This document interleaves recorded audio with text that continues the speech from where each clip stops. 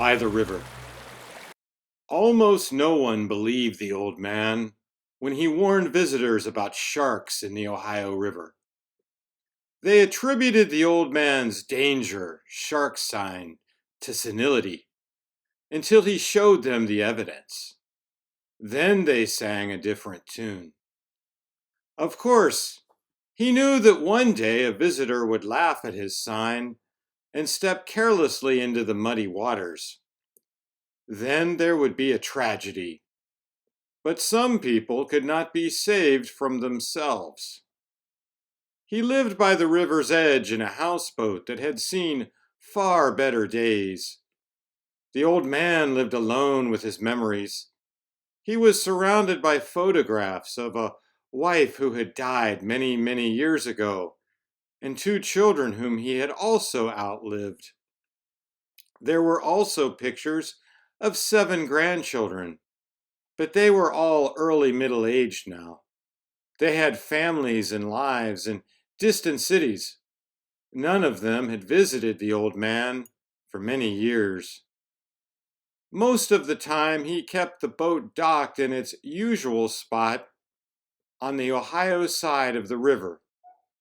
Its motor leaked oil, and anyway, there was nothing much to see on this stretch of the Ohio River except the rugged hills of rural Kentucky on one side and the similar landscape of Ohio on the other. I am an old man, he thought to himself, but I am not quite helpless, and I will do what I can. I will warn others so that they will not die unnecessarily. One afternoon in early August, a young man and his girlfriend, the old man assumed that she was his girlfriend, though he could not be absolutely certain, appeared in the parking lot that abutted the boat dock. They saw the old man rocking on a chair on the deck of his houseboat. Then they saw the sign that said, "Danger, Sharks." "Excuse me, sir," the young man called out. The old man guessed that the boy was maybe 20 years old at the most. "What's this all about?" He gestured to the sign. "Is this an inside joke?" "It's no joke," the old man replied. On the far side of the parking lot was a 4-wheel drive vehicle with a trailer behind it. A jet ski was perched upon the trailer. The old man knew immediately what the two young people had in mind. "You can't be serious," the young woman said. She wore her long hair in a ponytail. Like the young man, she was dressed for the water. "There are no sharks in the Ohio River." "Don't be so sure," the old man said, beginning a variation of his long practiced spiel. "We aren't talking about a shark like the one in that movie that came out years ago. Ever heard of bull sharks? Bull sharks can survive in fresh water. They've been documented in the Mississippi as far north as Illinois." The young man chuckled, and the old man thought, he is not a bad sort, not really, but he will try too hard to impress the girl. Young men always fall into that trap. "Yes, sir, I've heard of bull sharks, and I've heard those old stories, but sharks in the Mississippi are extremely rare, like hen's teeth, and we're hundreds of miles up the Ohio River." The young man turned to the girl and smiled confidently. "Come on, Cindy, let's hit the water." The girl did not move. She did not return the young man's smile. Instead, she said to the old man, "Can you show us, mister? Can you show us the sharks?" The old man sighed. He appraised the two young people standing on the riverbank in the parking lot. They had their entire lives ahead of them. "Wait here," he said, and disappeared into the cabin of his houseboat. When the old man emerged from the cabin, he was carrying a piece of raw chicken in each hand. The old man's hands were wet from the blood and juices of the meat. "Watch closely," he said, "because this chicken was supposed to be part of my supper tonight." The old man walked to the edge of the houseboat in a spot where the two young people could easily observe him. They stepped closer to the houseboat in the riverbank. Now they were standing in the grass, near the steep decline into the water. "That's plenty close," the old man said. "One slip, and well, you get the idea." The old man tossed the chicken into the water. He tossed the pieces upstream a ways so that they would float back down past the houseboat.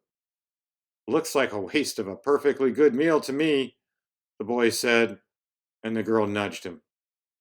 The old man did not bother to acknowledge the young man.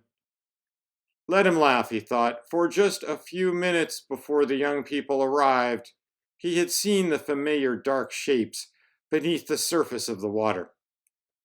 A dorsal fin protruded from the muddy shallows near one of the pieces of chicken. There was a glimpse of a blunt gray snout and an unmistakable flash of teeth. Lots of teeth. The first piece of chicken disappeared inside the shark's mouth, and then the big fish quickly submerged again. Another splash of roiling water, and the second piece of chicken disappeared as well. The girl gasped. "That was a..." The boy was too dumbfounded to say anything for the moment.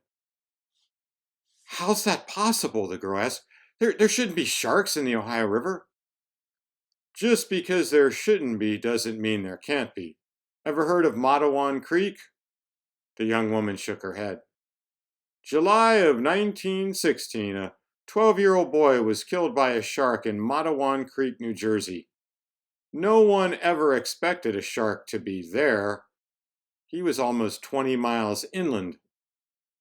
"We're a lot more than 20 miles inland," the young man said. The old man laughed. "That was in 1916. Living things change over time, right? People used to live in trees. Then we lived in caves. Now we live in apartment buildings and subdivisions," and he stomped a foot on the deck beneath him. "Some of us even live on houseboats." The two young people both laughed at the old man's humor. It was an obligatory laugh. "If you can accept that," the old man went on, "then why shouldn't you be able to accept that a few sharks, of the same species that has always been in the Mississippi, are now in the Ohio? The Ohio and the Mississippi are connected, after all." "Have you told anyone?" the young woman with the ponytail asked. "I tell everyone I can, but most people don't believe me. And I can't always prove that the sharks exist. They aren't always this close to my boat like this. I called the police twice, but the sheriff brushed it off. He thinks I'm senile, no doubt." "Global warming," the young man said. Perhaps it was a final attempt to salvage his dignity before his girlfriend. "It has to be global warming." The young couple needed no more convincing. They were done with the water. As they were driving away, the woman rolled down the window of the four-wheel drive vehicle and waved at the old man. "Thanks, mister," she said. "You saved our lives." The old man stood on the edge of his houseboat and watched the two young people drive away. Soon it was dinner time, but the old man found that he had no appetite. "The remaining chicken will keep another day," the old man said to himself.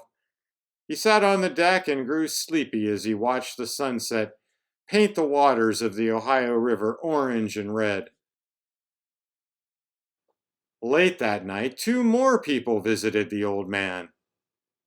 They were thieves, and they surprised the old man in his sleep. They beat him badly, and when they had beaten him nearly unconscious, they demanded money from him. But I have no money," he said through broken teeth. "Look at the way I live." He shrunk back against the floor of his cabin, wishing that the thieves would simply go away. But he knew that they would not go away, not without killing him first.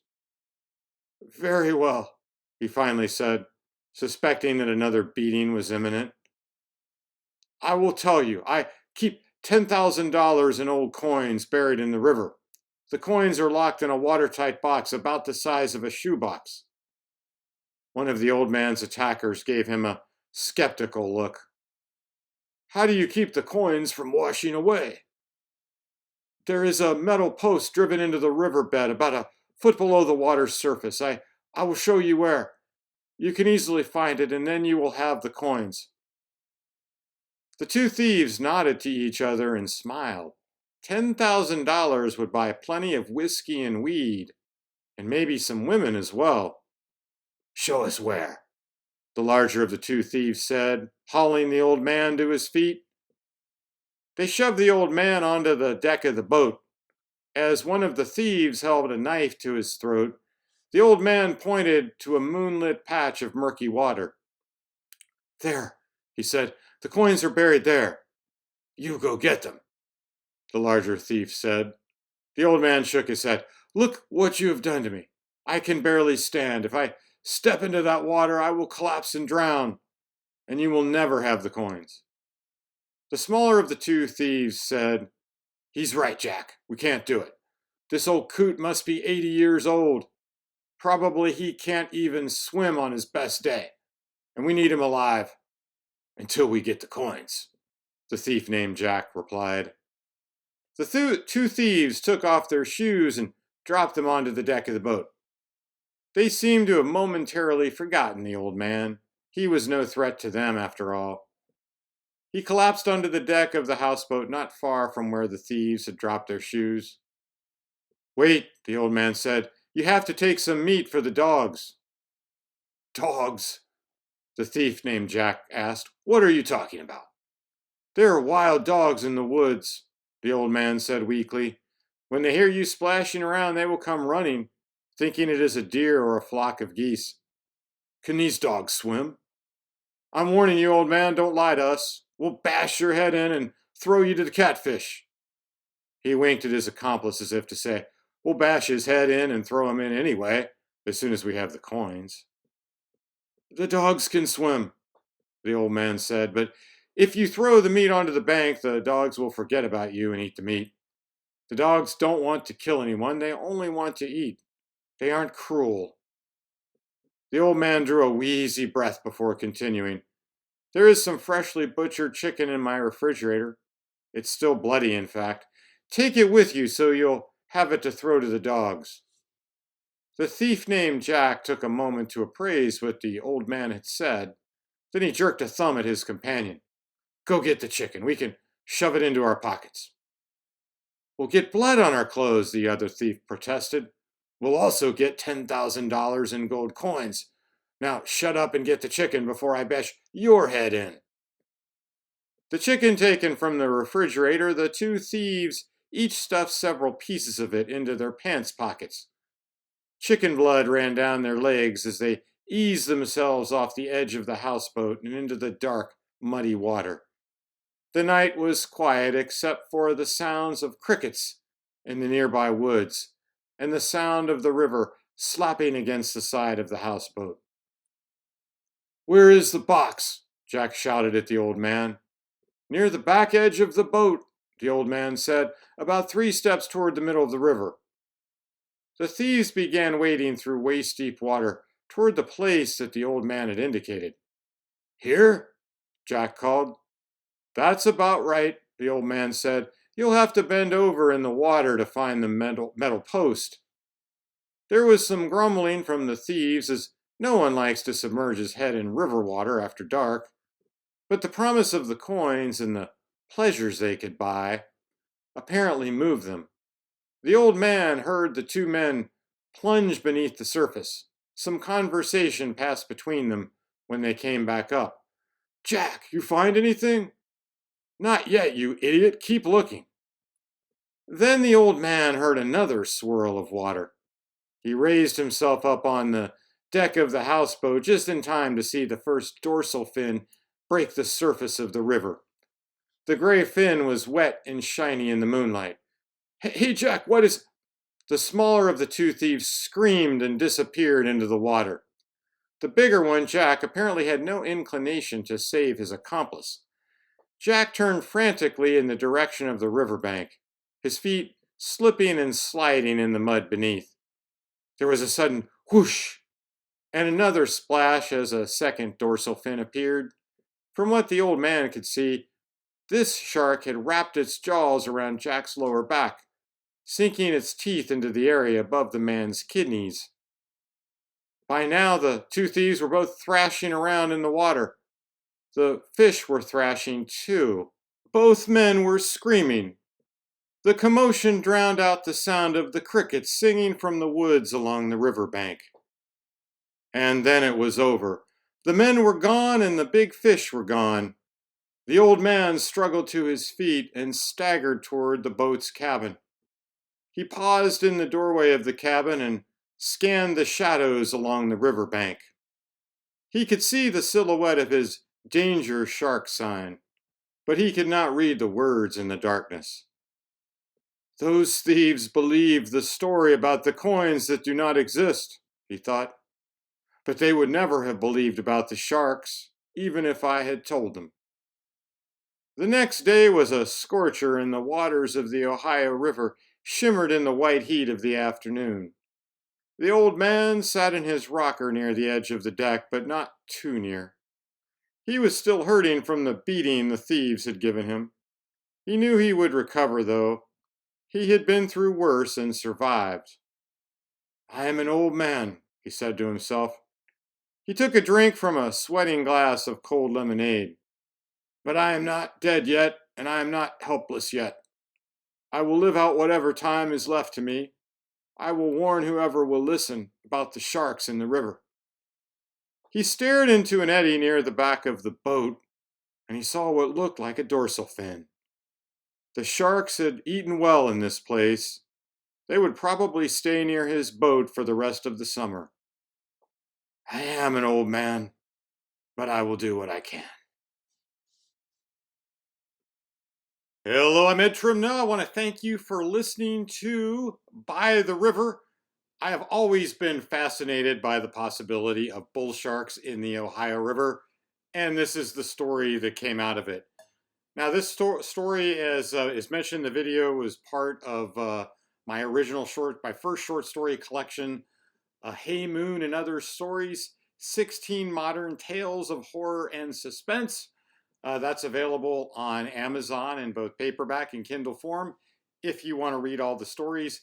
If you enjoyed this, I would ask you to hit the like button, click subscribe, and click the bell for notifications. Thanks again for tuning in. I will be back again soon.